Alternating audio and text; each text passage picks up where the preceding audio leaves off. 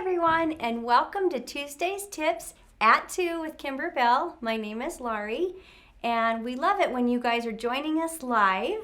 Jasmine, do we have anybody that's already tuned in? Not quite yet. Okay, when you tune in, we love to say hi and welcome you. So let me know if there's anybody that comes on, and we're excited to have, we're going to do like a Kimberbell Background Quilting 101, if you will. It's kind of more the basis to start with the background quilting, and we'll do another session a little bit later on more in depth. But for now, I just really want to cover a lot of information about background quilting, not just in general, but specific to Kimberbell's mykimberbell.com webpage that has these wonderful quilting designs for you. Do we have anybody joining us yet? We do. How? Say hi to Shirley and Bet. Hi, Shirley. And who? And Bet. And Bet. Thank you so Cheryl, much. Linda. Oh, great. Cheryl, Linda, thank you so much for joining us. All right, to get started, I do want to share one quick piece of information. If you're watching this as a YouTube, please join us on our Facebook page, which the link will be below, because if you join us live, that's where you get to win prizes when we do have giveaways once in a while. So you'll want to join us with the live session for that on our Facebook page. All right, so to get started, background quilting 101 Kimberbell style. All right, to start with, I just wanted to share with you down here, there's a couple of things I wanted to make sure that everyone understood. So this is more of an education type of the first part of these series. So first of all, this one has been quilted in the hoop and then embroidered in the hoop using our quilting background designs. The one right next to it has just been embroidered in the hoop, and there's no background quilting on it. The whole purpose of a lot of these background quilting designs that Kimberbell has designed is so that you can make it with ease, already having the quilting on the underneath side of the actual embroidered design. And the wonderful, wonderful thing is the coordination of this. These are little quilted fireflies on our firefly block. And one thing I want you to see is on the back of this, this was, of course, this is the one that's just been embroidered only. There is no batting. And on this one, it has the batting already included because of these boxes. Those boxes are really critical for the batting to be placed, tacked down, trimmed, and an exact precise 1/4 inch seam will be already given to you as well. Now the inner box does not show up on the front because it was used for the batting only. The outside box is what tacks your fabric down. So you can see this outside box here.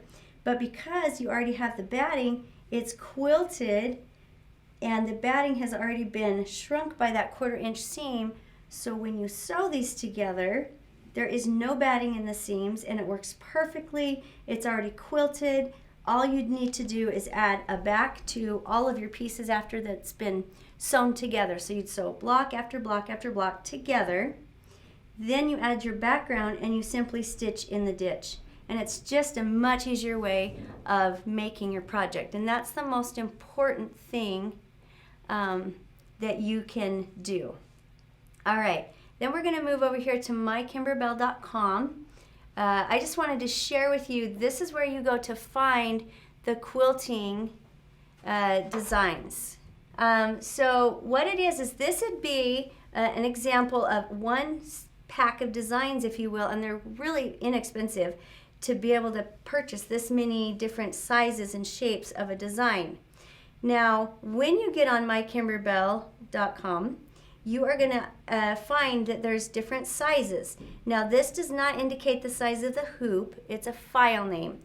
That's all it is. So when we'll talk about that in just a little bit. First, I want to move up here to the different colors. Now, when you go onto mykimberbell.com, you're going to see an orange packet, a dark gray packet, and a like a Kimberbell blue. Love that packet. So if you see a packet that's got one of these colors, Orange would indicate a certain type of background quilting, okay? So this background quilting has travel lines, if you will. So you can see there's a travel line there and a travel line there, and these travel lines are designed in the purpose that they will be hidden in the seam, okay? So you don't see the travel lines, but yet it stitches clear up as if it's going right off that block, and it's right clear to the edge, but it's directional. As you can see, it's going to be directional, okay?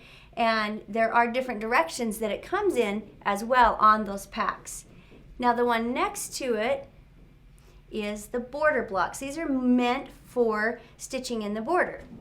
So for example, if you were doing, let's say, love notes, you've got the bird and you've got the thinner one, which is just the envelope that the bird is carrying. Now this is in the same pack, so that's coordinating, because you always want to see coordinating. I love it because it actually just goes right with the design of the quilt as well. So by purchasing the Kimberbell Background Quilting, you actually get something that matches it exactly. Now we do have not only specialized background quilting, but there's also more generic designs too, if you would prefer. And then our last one over here, which is the blue pack, this is more of a floating design. So as you can see, it's not going to go off and nothing's going to be in the seam. The seam will be right up next to it, but it's not going to be in the seam. And this is great because you can actually add on, add on, add on, add on. And when you sew your block together, so you would just quilt it, and then when you sew that block together, you don't see this part because you're going to sew with your 1/4 inch seam right inside of that line. All right, we're going to move down here and talk a little bit about file name versus embroidery field size. And there's two really important things about this. The file name is just that. It's the name of the file. It's to give you an approximation of what size of stitching it's going to fill. So the actual stitching will fill from a 6 to a 10 inch inside of that frame. However, the actual embroidery field size, if you remember right, there is a 1/4 inch seam on both sides. That gives you 1/2 inch, right? 1/4 and 1/4 is 1/2 inch. So when you look at the actual embroidery field size it's going to take in order to make your design, you have to add that 1/2 inch. So it's going to be 6.5 by 10.5. And let's say, for example, it's a 4 by 4, so it's a 4.5 by 4.5. Now the reason and the purpose for that, there is a really important reason. I know we've had a lot of people wonder why is it just a little bit bigger than my hoop? Well, when you quilt a design, you really do want the background quilting to fill the block. You don't want to take it to a quilter, for example, and have them leave it 1/2 inch away all the way around your design or your block, right? You would want them to fill it so it looks like it's finished. That is the main purpose for making sure that it's filled your block all the way. That is why you do have to think about your hoop size. So the file name is, let's say, 6 by 10. Your embroidery field size is a little bit larger, which is 6.5 by 10.5. That means your hoop size is going to need to be 7 by 11 because there is a little bit of special space, if you will, so that your needle will not hit the edge of your hoop, okay? So there's like this safety net. And so that is how this will work. Now I know some of you are like, well, I have a 5 by 7 hoop and I've got a double hoop this. That works just fine.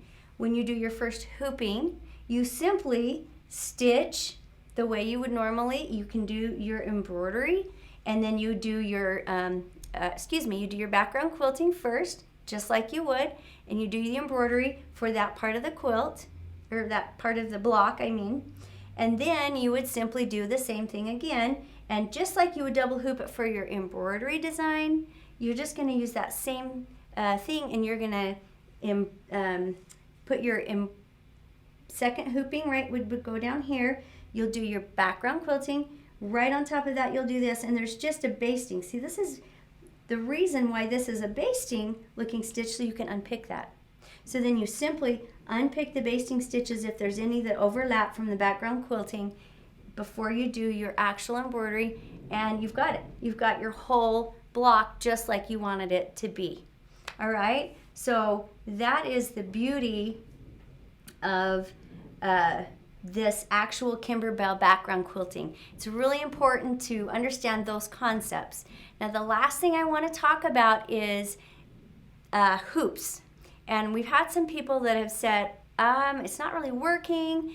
Do keep in mind, I just want to remind everyone, this is a rectangle shape, so it goes clear to a corner, to a corner, to a corner. All right, and if you're trying to do this in maybe a hoop that has an oval shape or a rounded corner, that corner may not all the way fit, and you want it to fit because you want that quilting, like I say, to go clear to the outside. You don't want your quilting to just look like an oval around a square block. You want it to take it to the corners, especially with our specialty blocks that are, sorry, I'm going to have Jake move me again right up here.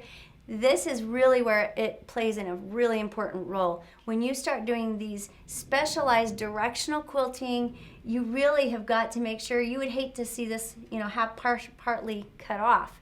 So you would want to make sure you get all of the corners in. Now, I might mention, if you notice, this scale is the same as this scale is the same as this scale. So all of our main scale, or all of our main designs are the same scale. That way you can intermix anything you want on a quilt block. So let's just say you're going to do a bench pillow that we have. On your bench pillow, if you want to do your specialty background quilting, the bench pillow would then, if you pick one design and then you decide to pick another design, they are all going to be the same size in scale. That's so important. You don't want to be seeing something really small, really big. Same scale is really important. So that's why I wouldn't mess with trying to resize any of these. You're going to mess up that scale, and then you're going to have something really small, something really large, bunched up stitches. These stitches will all match exactly, especially if you do it that way. And then this is meant for, like, a border. All the large borders are all the same size scale. Same with the small ones. The 1 inch will be the same size scale. So your 1 inch borders will all, you can intermingle them, match them, use them. Let's say you've got 2 1 inch borders. Then you could easily do 2 1 inch borders, and they're going to all be the same size scale. All right, we probably have a few questions. Do we have some questions? We don't have any We questions. don't have any questions. Okay, great. Just a lot of people saying thank you for the information. Oh, It good. makes so much sense now. Thank you for being visual. You're doing Oh, great. I'm a visual learner myself. I really am. And I am left-handed, so they say, creative side, but that I think also entails a little bit more visual learning. I have a really hard time if someone just tells me the instructions without showing me something. So I really love visual instructions, and so I'm hopefully this helped clear up a few questions that we may have had before. I really want you guys to try out these packages. You're going to love them. I just think they're just beautiful. You can throw them on the background of a small pillow to start with. Just kind of dabble in them and get yourself a little bit of a sense of what they do and how they work. I just love the overall concept of the blocks and how they can be put together so easily. And you don't have to change your hoop. You make it, you hoop it, you do the background quilting, you make the embroidery block right on top of that, and it's done. And you don't have to take it to a quilter when you're all finished. You are the quilter, and I love that's the creative part. And here at Kimberbell, we really want to get those creative juices flowing. We want you to be as creative possible, because there's nothing better than being a creator of something great. Do we have any other questions? Nobody. All right. Thank you so much for joining us. We really appreciate it. Remember to join us live next week, Tuesday at 2. Bye-bye.